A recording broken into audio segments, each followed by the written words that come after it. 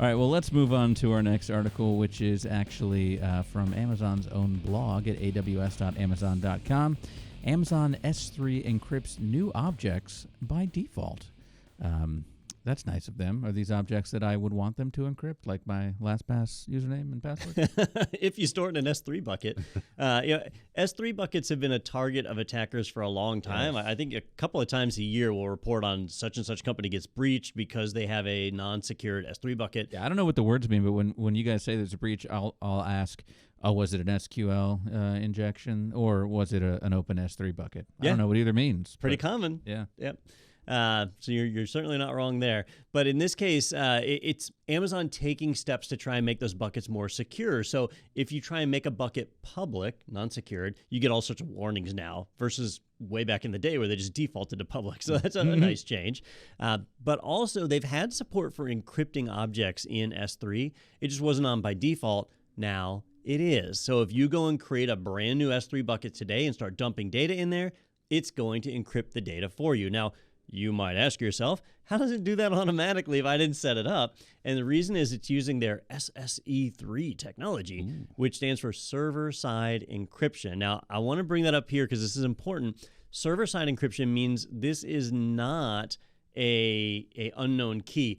Amazon has your private key because they made it. They're making the key on their end. They're storing it. And so your data is encrypted, but you're not the only one that has access to it. Amazon employees would have access to it. Now, if an attacker were to steal Amazon equipment or Amazon improperly disposed of some equipment. As they do. I'm just kidding. I don't know. Who knows, right? Because it's completely opaque to us. Yeah, that's true. That we have to trust them. But in this case, it helps to alleviate that. But if your S3 bucket was not encrypted, they would have access to that as well. Oh, that's true. Yeah. So this data would then be encrypted.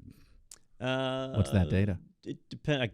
My eyesight's not good enough to read the metadata you've got there. Sorry. Daniel, for those of you who don't know, likes everything in a 6-point font. Or 6 pitch. What is it? Point? Yeah, point. He can fit all the words on his computer. Yeah. So all this stuff would be encrypted. That's a really good question, Daniel, because that's metadata, right? Yeah. So the object name is just a key, so it's a metadata tag. Yeah. The location, the bucket. I think that would still just be secured by their roles and permissions. So when they say they're encrypting the objects, I don't think that includes the metadata. I'll see if I can find that out real quick while we're on the show. But I don't recall reading anything that said it was. Actually, the word metadata does not occur at all in Amazon's article. So I'm going to have to assume until proven later. But the object data itself, so the binary blob. That's what's all encrypted. Yep. Okay. Yeah, good to know. That is what they are claiming. It's better than nothing, and it checks a box, right? If you ever had to fill out a privacy form that said, do you encrypt your data at rest? You could check that here. Yeah, it's encrypted at rest. Nice.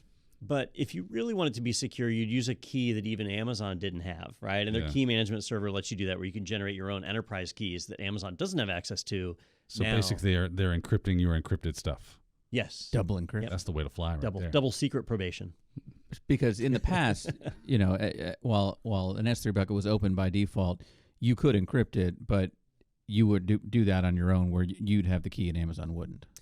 Yeah, and if you did it that way, in order for somebody to access the data, you would have to have some mechanism to decrypt it to provide to the users. So you had complete control. If somebody got unauthorized access, they would have no way to view that data. Gotcha. Yep. So it's not perfect, but it's better than nothing. It's a good it's a good step. They're promoting the hell out of it, so we'll see this posted at a bunch of places. It's not as great as it could be, but better than nothing.